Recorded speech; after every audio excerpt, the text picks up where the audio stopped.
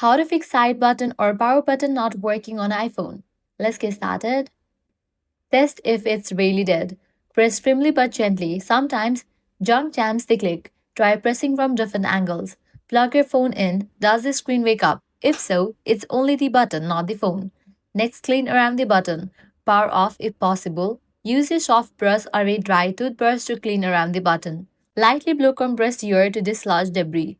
Next, check for screen protector or case issues. Some thick cases or misaligned screen protectors can jam or block the button.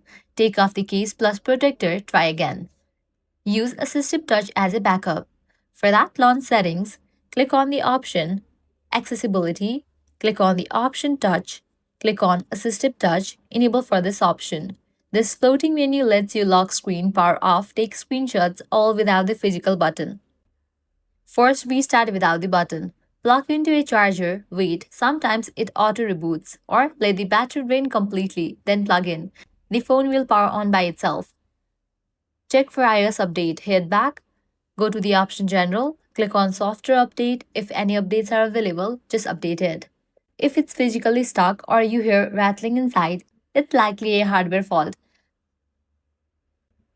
So you can visit Apple Store or a certified repair shop. If your warranty is alive, use it. Power buttons are covered under normal Apple Care. So these are some fixes for side button or power button not working on iPhone. If this guide helped you out, don't forget to like, share, and subscribe.